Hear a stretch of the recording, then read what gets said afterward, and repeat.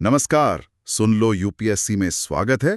आज हम एक ऐसे विषय पर गहराई से बात करने वाले हैं जो समाजशास्त्र में और सच कहूं तो हमारी रोजमर्रा की जिंदगी में भी बहुत महत्वपूर्ण है। बिल्कुल। लिंग और जेंडर।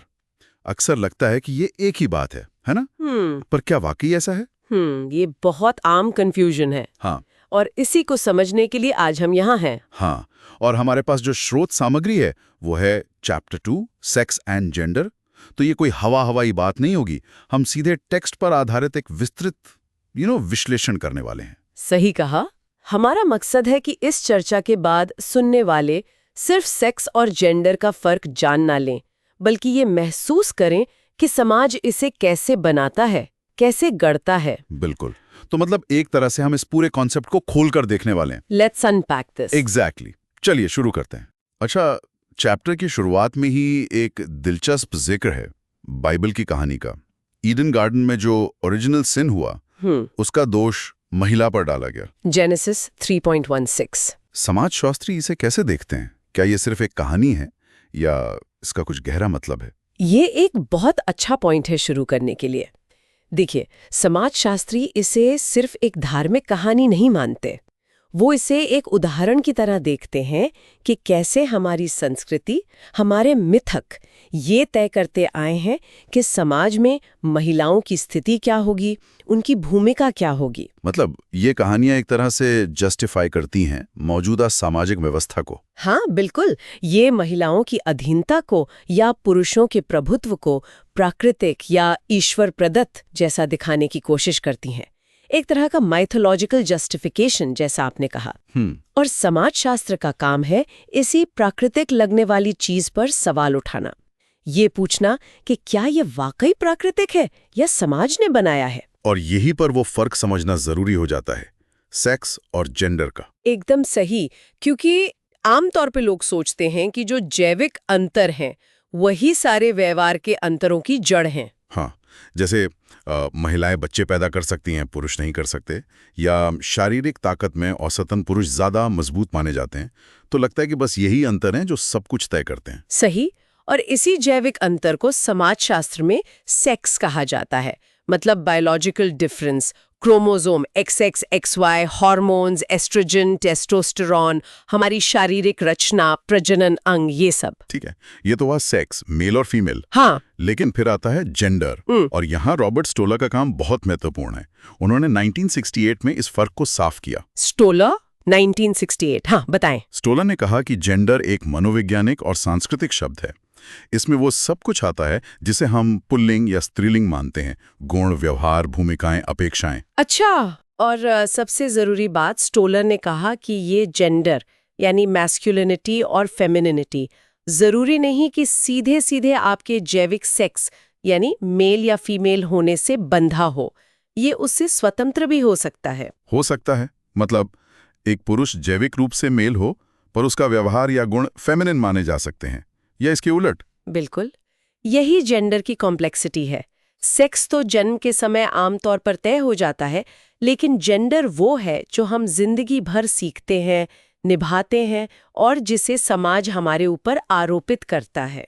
तो इसका मतलब ये हुआ कि जो हम आमतौर पर सोचते हैं कि लड़कियां तो होती हैं नर्म, इमोशनल, देखभाल करने वाली, और लड़के होते हैं अग्रेसिव, कॉम्पिटिटिव, बाहर घूमने वाले, ये सब नेचुरल नहीं है, ये सिखाया जाता है। हाँ, अधिकांश समाजशास्त्री और खासकर नारीवादी विचारक यही मानते हैं।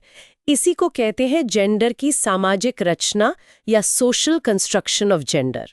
सोशल कंस्ट्रक्शन ऑफ जेंडर, ये बहुत बड़ा कॉन्सेप्ट है। हाँ, और इसका मतलब है कि समाज तय करता है कि लड़का होने का क्या मतलब है और लड़की होने का क्या मतलब है, और फिर वो हमें उसी तरह से व्यवहार करना सिखाता है। कैसे सिखाता है समाज? मतलब क्या क्या प्रक्रियाएं हैं इसकी? एन ओकले ने इस पर काफी काम किया है। उन्होंने जेंडर सोशलाइजेशन की कुछ मुख्य प्रक्रियाएं बताई थीं। एन ओकले, हाँ मैंने पढ़ा है उनके बारे में। 4 प्रक्रियाएं बताई थी उन्होंने शायद। बिल्कुल। पहली थी मैन्युपुलेशन। मैन्युपुलेशन, इसका क्या मतलब हुआ? इसका मतलब है कि पेरेंट्स या देखभाल करने वाले बच्चों को कैसे हैंडल करते हैं, उनके साथ कैसा व्यवहार करते हैं, जो उनके जेंडर पर आधारित होता है। जैसे शायद लड़कियों के कपड़ों या बालों पर ज्यादा ध्यान देना, उन्हें नाजुक मानकर प्रोटेक्ट करना, लड़कों को शायद ज्यादा रफली हैंडल करना, उन्हें मजबूत बनने के लिए कहना। अच्छा, हाँ, ये तो दिखता है। दूसरी प्रक्रिया है कैनलाइजेशन। कैनलाइजेशन, ये सुनने में थोड़ा टेक्निकल लग रहा है। हाँ, पर इसका मतलब सीधा सा है, बच्चों को उनके जेंडर के हिसाब से सही मानी जाने वाली चीजों और एक्टिविटीज की तरफ धकेलना या डायरेक्ट करना। जैसे लड़कियों के लिए गुड़िया, किचन सेट और लड़कों के लिए कार, बंदूकें, बिल्डिंग ब्लॉक्स। एकदम सही। खिलौने इसका सबसे अच्छा उदाहरण है। हम बचपन से ही बच्चों को अलग अलग तरह के खिलौनों की तरफ चैनल करते हैं, जो उनकी भविष्य की भूमिकाओं की तैयारी जैसा होता है। और तीसरा है मौखिक संबोधन, वर्बल एपेलेशंस, यानी बच्चों के लिए हम किस तरह के शब्द इस्तेमाल करते हैं। अच्छा, जैसे लड़कों को बहादुर, शेर बेटा कहना। हाँ, और लड़कियों को प्यारी गुड़िया, अच्छी बच्ची। बिल्कुल, ये शब्द सिर्फ तारीफ नहीं होते, ये बच्चों को बताते हैं कि उनसे किस तरह के व्यवहार की उम्मीद की जा रही है। लड़कों से बहादुरी की, लड़कियों से प्यारे और आज्ञाकारी होने की। ये तो बहुत सूक्ष्म है, मतलब हम शायद ध्यान भी नहीं देते कि हम ऐसा कर रहे हैं। हाँ, अक्सर ये अनजाने में ही होता है। और चौथी प्रक्रिया है एक्टिविटी एक्सपोजर।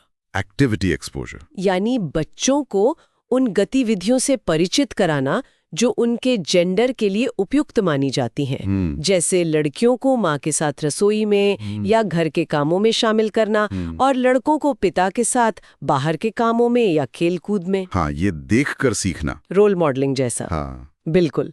तो ओकला के अनुसार इन 4 प्रक्रियाओं मैनिपुलेशन, कैनलाइजेशन, वर्बल एफर्मेशंस और एक्टिविटी एक्सपोजर के जरिए बच्चे धीरे धीरे सीखते हैं कि उनके जेंडर से क्या अपेक्षित है और उसी के अनुसार व्यवहार करने लगते हैं। तो ये तो हुआ कि हम मर्दाना या जनाना व्यवहार सीखते कैसे हैं। बिल्कुल, ये सामाजिक रचना का एक पहलू हुआ। हाँ, ये समाजीकरण का पहलू है। लेकिन कुछ वैज्ञानिक तो अभी भी ये तर्क देते हैं ना कि नहीं भाई, कुछ तो बायोलॉजिकल आधार है। हाँ। हार्मोन्स का असर होता है, दिमाग की बनावट में फर्क होता है। हाँ, बिल्कुल, ये बहस चलती रहती है। बायोलॉजिकल डिटर्मिनिज्म का तर्क हमेशा से रहा है। जैसे टेस्टोस्टेरोन हार्मोन को अक्सर पुरुषों की आक्रामकता से जोड़ा जाता है। हाँ, ये एक बहुत कॉमन धारणा है। कुछ शुरुआती रिसर्च, खासकर जानवरों पर हुई स्टडीज, जैसे गॉय और फिनिक्स की बंदरों पर स्टडी, ने ऐसा संकेत दिया था कि जन्म से पहले हार्मोन का एक्सपोजर बाद के व्यवहार को प्रभावित कर सकता है। और इंसानों पर आर्चर और लॉयड का भी जिक्र आता है शायद। हाँ, जॉन आर्चर और बारबरा लॉयड ने इस पर काफी रिव्यू किया है। उन्होंने पाया कि इंसानों में टेस्टोस्टेरोन और आक्रामकता के बीच का जो संबंध है, उस पर स्टडीज के नतीजे बहुत मिले जुले हैं।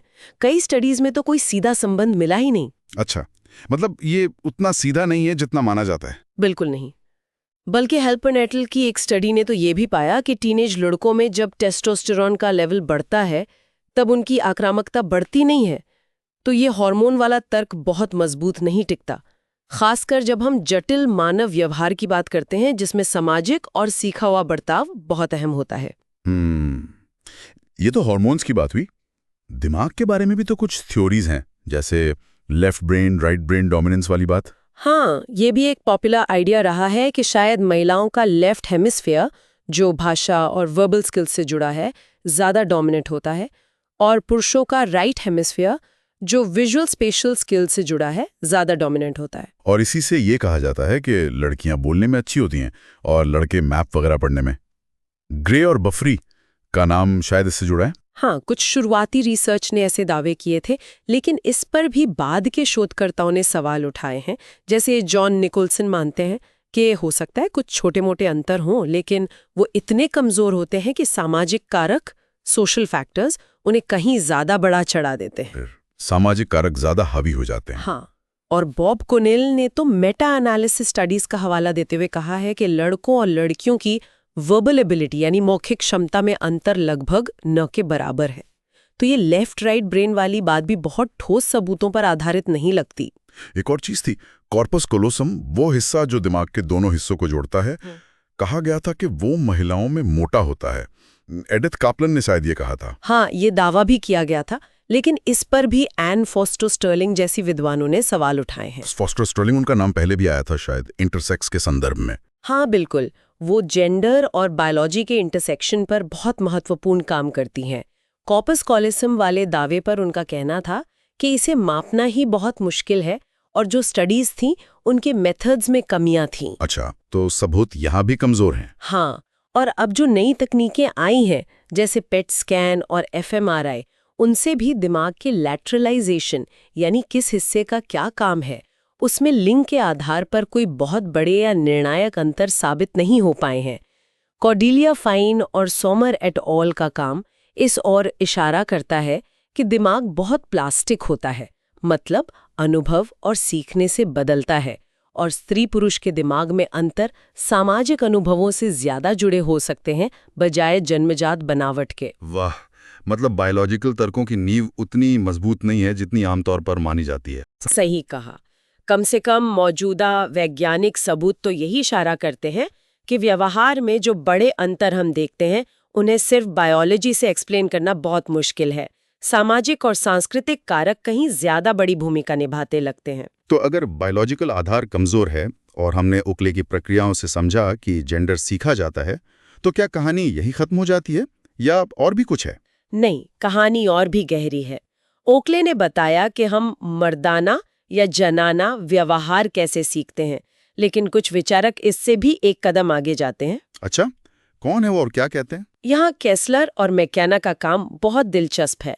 वो एथनोमेथोडोलॉजी के नजरिए से देखते हैं। एथनोमेथोडोलॉजी, ये क्या है?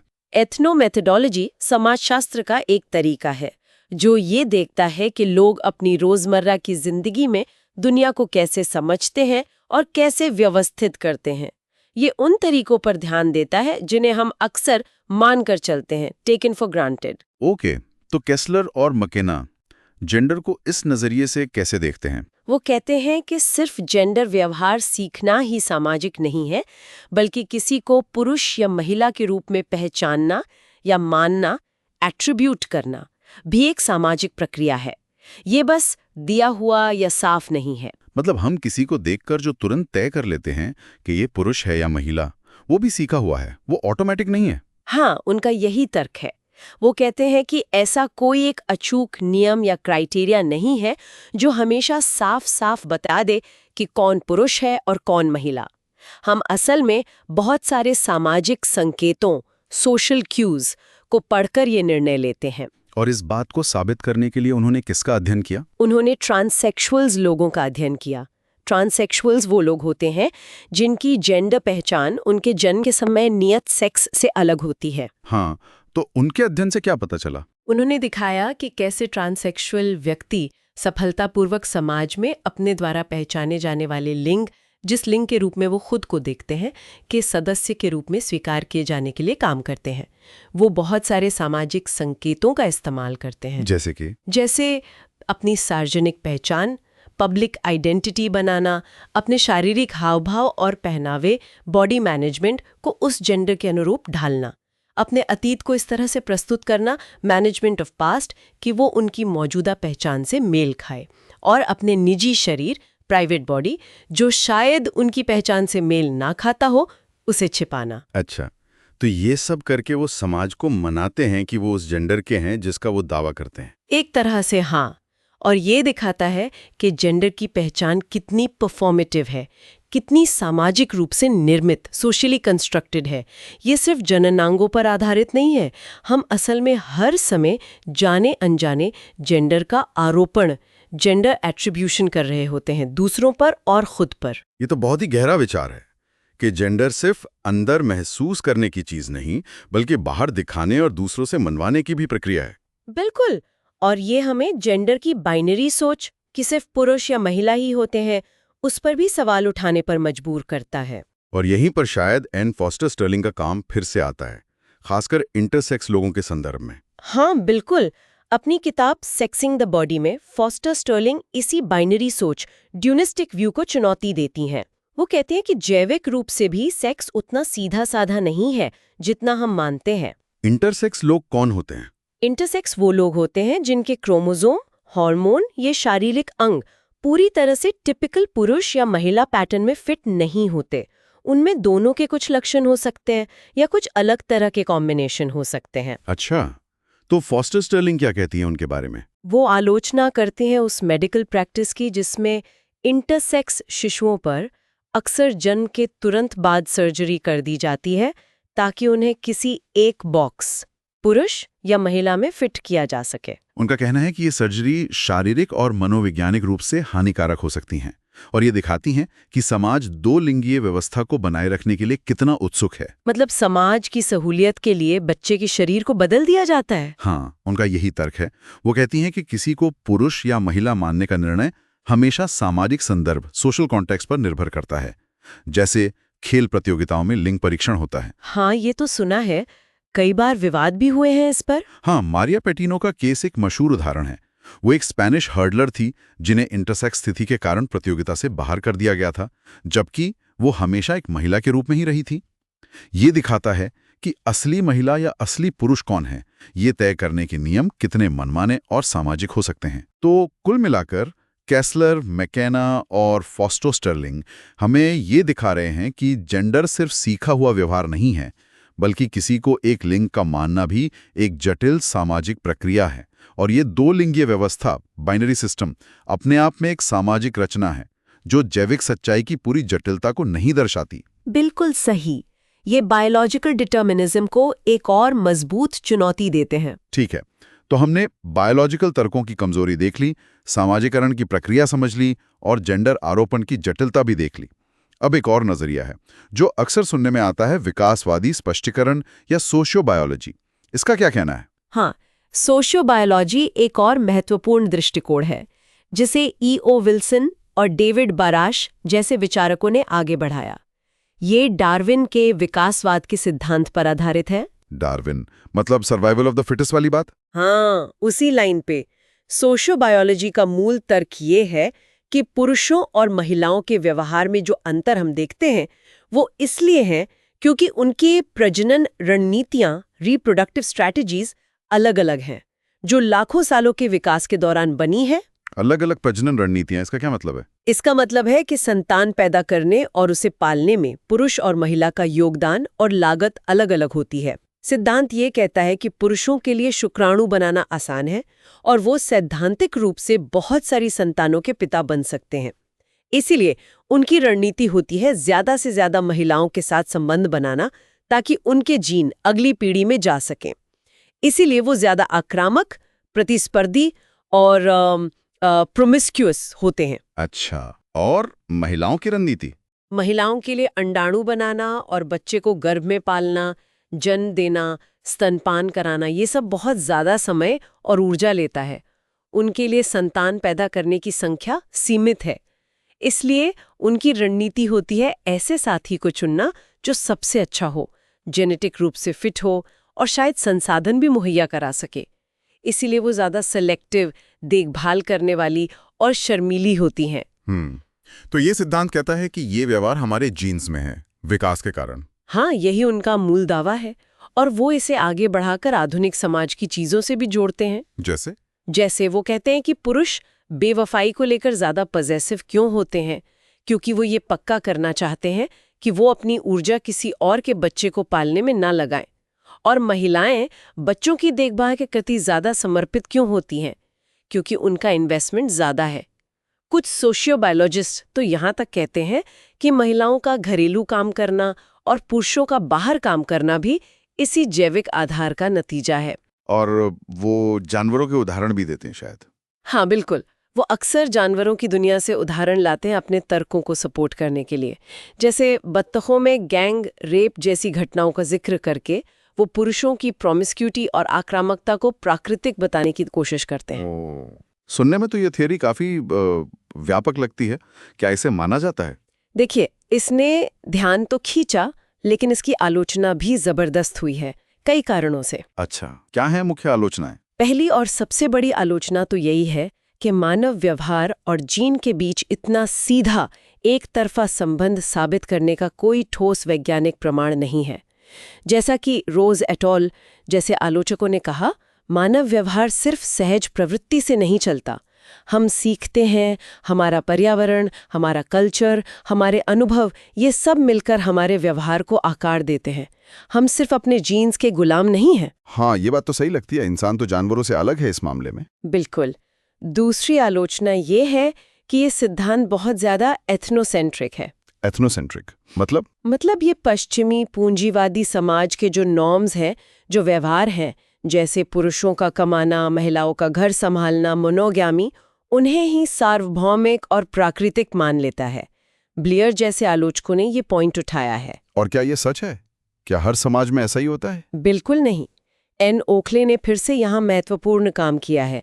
उन्होंने कई समाजों के उदाहरण दिए हैं जहाँ ये पैटर्न बिल्कुल लागू नहीं होता। जैसे कोई उदाहरण? जैसे मेलेनेशिया के ट्रॉब्रिएंड आइलैंडर्स।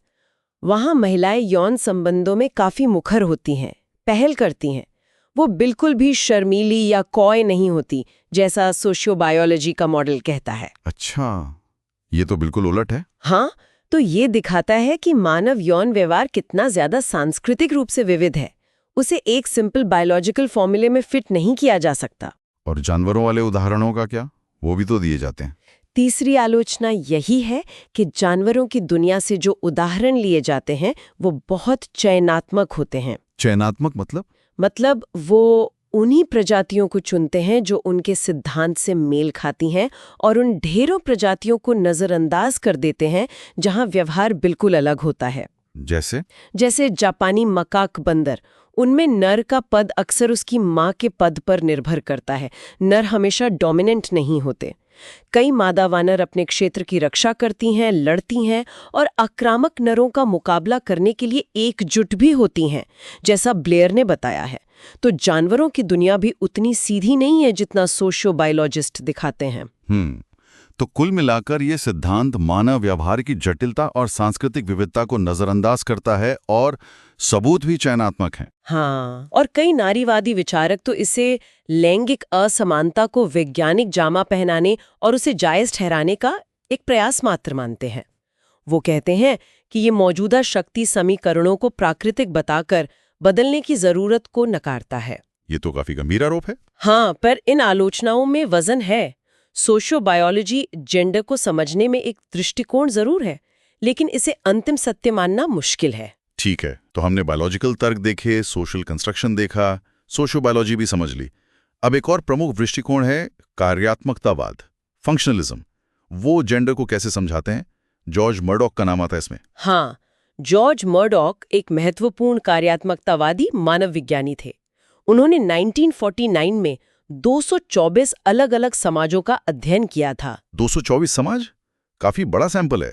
क्या मिला उन्हें? उन्होंने पाया कि हर समाज में बिना किसी अपवाद के कुछ काम मुख्य रूप से पुरुष करते हैं और कुछ काम मुख्य रूप से महिलाएं करती हैं। यानी लिंग के आधार पर श्रम का विभाजन, सेक्सुअल डिवीजन ऑफ लेबर, सार्वभौमिक है। हर समाज में? ऐसा क्यों? क्या कारण बताया उन्होंने? मर्डॉक का तर्क था कि ये विभाजन काफी हद तक जैविक अंतरों पर आधारित है और समाज के लिए सबसे कुशल तरीका है। पुरुषों के पास ज्यादा शारीरिक शक्ति होती है, इसलिए वो ऐसे काम करते हैं जिनमें बल लगता है, जैसे शिकार करना, जंगल साफ करना, लकड़ी काटना। और महिलाएं क्योंकि बच्चे पैदा कर सकती हैं, उन्हें पालना होता है, स्तनपान कराना होता है, तो उनकी शारीरिक सीमाएं होती हैं। इसलिए वो ऐसे काम करती हैं जो घर के आसपास किए जा सकें और बच्चों की देखभाल के साथ संगत हों, जैसे खाना बनाना, पानी लाना, कपड़े बनाना। तो ये समाज की जरूरतें पूरी करने का सबसे प्रैक्टिकल तरीका है उनके हिसाब से? हाँ, मर्डॉक के अनुसार ये सबसे लॉजिकल और एफिशिएंट व्यवस्था है जो समाज के अस्तित्व के लिए जरूरी काम सुनिश्चित करती है। और टेलकॉट पार्सन्स ने भी कुछ इसी तरह की बात की थी, है ना, आधुनिक औद्योगिक समाज के संदर्भ में। हाँ, बिल्कुल। टेलकॉट पार्सन्स ने मर्डॉक के काम को आगे बढ़ाया और इसे आधुनिक अमेरिकी परिवार पर लागू किया। उन्होंने परिवार में क्या देखा? पार्सन्स ने कहा कि औद्योगिक समाज में परिवार को ठीक से काम करने के लिए दो तरह की भूमिकाएं जरूरी हैं, एक एक्सप्रेसिव भूमिका और दूसरी इंस्ट्रूमेंटल भूमिका। एक्सप्रेसिव और इंस्ट्रूमेंटल, ये क्या है? एक्सप्रेसिव भूमिका यानी घर के अंदर भावनात्मक माहौल बनाए रखना, बच्चों का पालन पोषण करना, सदस्यों को भावनात्मक सहारा देना। पार्सन्स के अनुसार ये भूमिका महिलाएं निभाती हैं। और वाद्य भूमिका? वाद्य या इंस्ट्रूमेंटल भूमिका यानी बाहरी दुनिया से जुड़ना, परिवार के लिए आर्थिक संसाधन जुटाना, लक्ष्य हासिल करना, ये भूमिका पुरुष निभाते हैं, जो घर का मुखिया ब्रेडविनर होता है। और पार्सन्स ने भी इसे महिलाओं की बच्चे पैदा करने की क्षमता से जोड़ा? हाँ, उनका तर्क था कि क्योंकि महिलाएं बच्चे पैदा करती हैं और स्तनपान कराते हैं तो उनका बच्चे के साथ एक खास भावनात्मक जुड़ाव बन जाता है। यही जुड़ाव उन्हें स्वाभाविक रूप से अभिव्यक्त भूमिका के लिए उपयुक्त बनाता है, जबकि पुरुष बाहरी दुनिया के तनाव और प्रतिस्पर्धा को संभालने के लिए बेहतर होते हैं। ये परिवार और समाज दोनों के लिए फंक्शनल है। तो मर्डॉक और पार्सन्स दोनों का मानना है कि लिंग आधारित भूमिकाएं जैविक अंतरों से निकलती हैं और समाज के लिए फायदेमंद हैं। हाँ, यही कार्यात्मकतावादी दृष्टिकोण का सार है। ये व्यवस्था को बनाए रखने पर जोर देता है। लेकिन क्या इस पर भी सवाल नहीं उठे? एन ओकले ने शायद इसका भी खंडन किया था। हाँ बिल्कुल, एन ओकले ने 1974 में अपनी किताब हाउसवाइफ में मर्डॉक और पार्सन्स के कार्यात्मकतावादी तर्कों को लगभग पूरी तरह से खारिज कर दिया। बुरी तरह से कैसे? ओकले ने कहा कि लिंग के आधार पर श्रम का विभाजन न तो सार्वभौमिक है जैसा मर्डॉक ने दावा किया था, और न ही ये अनिवार्य रूप से जैविक अंतरों का नतीजा है जैसा पार्सन्स का मानना था। लेकिन मर्डॉक ने तो 224 समाजों का अध्ययन किया था। हाँ, और ओखले ने मर्डॉक के ही डेटा का इस्तेमाल करके दिखाया कि उनके अपने सैंपल में ही ऐसे कई उदाहरण थे जहां महिलाएं वो काम कर रही थीं जिन्हें मर्डॉक ने पुरुषों का काम बताया था। अच्छा, जैसे मर्डॉक के सैंपल में 13 समाजों में महिलाएं अकेले ही लकड़ी काटती और लाती थीं और 36 समाजों में जमीन साफ करने का भारी काम करती थीं। तो मर्डॉक का अपना डेटा ही उनके निष्कर्ष को कमजोर कर रहा था। ये तो दिलचस्प है। और क्या उदाहरण दिए ओकले ने? उन्होंने दुनिया भर से कई उदाहरण दिए, जैसे कांगो के म्बूती पिग्मीज। वहां पुरुष और महिलाएं दोनों मिलकर शिकार करते हैं और बच्चों की देखभाल भी मिलकर करते हैं। कोई सख्त विभाजन नहीं है। या तास्मानिया के ऑस्ट्रेलियाई एबिजिनीज, उनमें महिलाएं सील का शिकार करने जाती थीं, जो काफी मुश्किल और शारीरिक मेहनत का काम है। वाह। और उन्होंने आधुनिक समाजों के भी उदाहरण दिए, जैसे भारत या दूसरे विकासशील देशों में निर्माण स्थलों पर काम करने वाली महिलाएं जो भारी बोझ उठाती हैं, या दुनिया भर की सेनाओं में लड़ाई के मोर्चों पर तैनात महिलाएं। हाँ, ये सब तो दिखाता है कि महिलाएं शारीरिक रूप से सक्षम है भारी काम करने में। बिल्कुल। तो ओकले का निष्कर्ष था कि मानव संस्कृतियां बहुत ज्यादा विविध, डाइवर्स और परिवर्तनशील वेरिएबल हैं। कौन क्या काम करेगा, ये जीव विज्ञान से कहीं ज्यादा संस्कृति कल्चर तय करती है। जैविक कारक अगर कोई भूमिका निभाते भी हैं तो वो बहुत मामूली है। तो कार्यात्मकतावादी तर्क जो जेंडर भूमिकाओं को प्राकृतिक और जरूरी बताता था, वो ओकले के अनुसार कल्चरल वेरिएशन के सामने टिक नहीं पाता। सही कहा।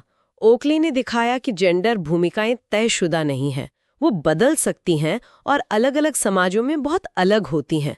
ये कार्यात्मकतावाद के लिए एक बड़ी चुनौती थी। ठीक है, अब हमने लगभग सारे प्रमुख सिद्धांतों को देख लिया। Biology, social construction, sociobiology, functionalism. अब आखिर में नारीवादी दृष्टिकोण, फेमिनिस्ट पर्सपेक्टिव्स पर आते हैं। हमने शुरू में बाइबल वाले उदाहरण से बात शुरू की थी। नारीवादी इसे कैसे देखते हैं और उन्होंने समाजशास्त्र की मुख्य धारा, मेनस्ट्रीम सोशियोलॉजी की आलोचना कैसे की है? हाँ, नारीवादी दृष्टिकोण इस पूरी चर्चा के केंद्र में रहा है, क्योंकि उन्होंने ही सबसे पहले और सबसे मजबूती से जेंडर को एक सामाजिक और राजनीतिक मुद्दा बनाया। वो सिर्फ ये नहीं पूछते कि जेंडर भूमिकाएं कैसे बनती हैं, बल्कि ये भी पूछते हैं कि ये असमान क्यों है। क्यों लगभग हर समाज में पुरुषों का वर्चस्व, डोमिनेंस, और महिलाओं की अधीनता, सबऑर्डिनेशन दिखती है। और उन्होंने समाजशास्त्र को कैसे देखा? क्या वो उससे संतुष्ट थे? नहीं, बिल्कुल नहीं। कई शुरुआती नारीवादी समाजशास्त्रियों ने पारंपरिक समाजशास्त्र की कड़ी आलोचना की। उन्होंने इसे मेल स्ट्रीम मतलब पुरुषों की धारा। हाँ बिल्कुल। उनका कहना था कि समाजशास्त्र जो समाज का अध्ययन करने का दावा करता है, वो असल में ज्यादातर पुरुषों द्वारा, पुरुषों के नजरिए से और पुरुषों के बारे में ही लिखा गया है। उसने महिलाओं के अनुभवों, उनके दृष्टिकोणों और समाज में उनके योगदान को नजरअंदाज किया है या कम करके आंका है। पामेला एबट, क्लेयर वॉलिस और मेलिसा टाइलर ने शायद इसकी कुछ मुख्य आलोचनाएं बताई थी 2005 में। हाँ, उन्होंने 2005 में अपनी किताब में मेल स्ट्रीम समाजशास्त्र की 5 मुख्य आलोचनाएं संकलित की, जो ये दिखाती हैं कि नारीवादियों के अनुसार पारंपरिक समाजशास्त्र में क्या गड़बड़ थी। क्या थी वो 5 आलोचनाएं? पहली थी लिंग अंधापन, सेक्स ब्लाइंडनेस। मतलब समाजशास्त्र अक्सर लिंग के मुद्दे को पूरी तरह अनदेखा कर देता था, जैसे कि लिंग का कोई महत्व ही ना हो सामाजिक जीवन में। महिलाओं के विशिष्ट अनुभवों को शामिल ही नहीं किया जाता था। दूसरा था पुरुष पूर्वाग्रह, मेल बायस। यानी जब लिंग को देखा भी जाता था तो पुरुषों के अनुभवों और दृष्टिकोणों को ही सामान्य या मानक, नॉर्म मान लिया जाता था और महिलाओं के अनुभवों को उससे विचलन की तरह देखा जाता था। अच्छा, जैसे शायद काम की परिभाषा में सिर्फ पेड एम्प्लॉयमेंट को गिनना और घरेलू काम को नहीं। बिल्कुल। ये तीसरी आलोचना से जुड़ा है, महिलाओं के योगदान को अदृश्य करना, इनविजिबिलिटी ऑफ विमेन्स कॉन्ट्रीब्यूशन। समाजशास्त्र ने अक्सर महिलाओं द्वारा किए जाने वाले महत्वपूर्ण कामों, खासकर अवैतनिक घरेलू काम, अनपेड डोमेस्टिक लेबर और देखभाल के काम, केयर वर्क को महत्वहीन माना या पूरी तरह अनदेखा कर दिया, जबकि समाज इन्हीं कामों पर टिका होता है। सही बात है। और चौथा था खुला लिंगवाद, सेक्सिज्म। यानी समाजशास्त्रीय लेखन में कई बार महिलाओं के प्रति रूढ़िवादी, स्टीरियोटिपिकल या अपमानजनक धारणाएं झलकती थीं। और पांचवा था उत्पीड़न को अनदेखा करना, इग्नोरिंग ऑपरेशन। पारंपरिक समाजशास्त्र अक्सर उन तरीकों को नजरअंदाज कर देता था जिनसे पुरुष समाज में महिलाओं पर हावी होते हैं या उनका शोषण करते हैं।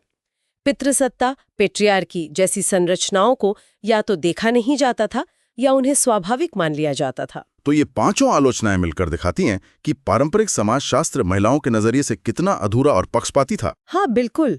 नारीवादियों का तर्क था कि जब तक समाजशास्त्र इन कमियों को दूर नहीं करता, वो समाज की सच्ची और पूरी तस्वीर पेश नहीं कर सकता। लेकिन क्या अब 1970 के दशक के बाद से, जब नारीवादी आंदोलन मजबूत हुआ, कुछ सुधार हुआ है? क्या समाजशास्त्र अब कम मेल स्ट्रीम है? हाँ, निश्चित रूप से बहुत सुधार हुआ है। नारीवाद का समाजशास्त्र पर गहरा और स्थायी प्रभाव पड़ा है। आज शायद ही कोई समाजशास्त्री जेंडर के महत्व को पूरी तरह नकार सकता है। किन क्षेत्रों में ये प्रभाव ज्यादा दिखा है? लगभग हर क्षेत्र में। परिवार, शिक्षा, काम, राजनीति, अपराध, धर्म, स्वास्थ्य, इन सभी क्षेत्रों में जेंडर एक महत्वपूर्ण विश्लेषण का आयाम बन गया है। नारीवादी शोध ने नए सवाल उठाए हैं, नए मुद्दे सामने लाए हैं और पुराने सिद्धांतों को चुनौती दी है। तो स्थिति बेहतर हुई है? हाँ, एबट एट अल खुद मानती हैं कि 2005 तक आते आते स्थिति 40 साल पहले की तुलना में काफी बेहतर हो गई थी। प्रगति शायद हर जगह एक समान नहीं है, कहीं ज्यादा है, कहीं कम, पैची प्रोग्रेस, लेकिन बदलाव आया है। अब महिलाओं की आवाजें और अनुभव समाजशास्त्र में ज्यादा सुनाई देते हैं। ये तो अच्छी बात है। हाँ, लेकिन इसका मतलब ये नहीं कि काम पूरा हो गया है। जेंडर असमानता अभी भी समाज में मौजूद है और इसलिए समाजशास्त्र में भी जेंडर का विश्लेषण महत्वपूर्ण बना हुआ है। बिल्कुल। तो ये एक बहुत ही व्यापक चर्चा रही। हमने सेक्स और जेंडर के फर्क से शुरू किया, फिर सामाजिक रचना, बायोलॉजिकल तर्कों की सीमाओं, समाजीकरण, जेंडर आरोपण, इंटरसेक्स इश्यूज, सोशियोबायोलॉजी, फंक्शनलिज्म और आखिर में नारीवादी आलोचनाओं को समझा। हाँ, हमने चैप्टर 2 के लगभग सभी मुख्य बिंदुओं को छूने की कोशिश की है। तो अगर हमें आज की इस पूरी बातचीत के कुछ मुख्य टेकअवेज निकालने हों तो वो क्या होंगे संक्षेप में? ठीक है, कोशिश करते हैं। पहला और सबसे बुनियादी पॉइंट तो यही है कि लिंग, सेक्स जैविक है, जबकि जेंडर मुख्य रूप से सामाजिक और सांस्कृतिक रूप से निर्मित है, सोशली कंस्ट्रक्टेड है। ठीक है। दूसरा कि जैविक अंतर जैसे हार्मोन्स या मस्तिष्क की बनावट जेंडर भूमिकाओं या व्यवहार को पूरी तरह निर्धारित नहीं करते। इन दावों के पीछे वैज्ञानिक सबूत बहुत मजबूत नहीं है और समाजीकरण, सोशलाइजेशन की प्रक्रिया कहीं ज्यादा महत्वपूर्ण लगती है। तीसरा कि जेंडर का आरोपण यानी किसी को पुरुष या महिला मानना भी एक सामाजिक प्रक्रिया है, ये सिर्फ दिया हुआ नहीं है।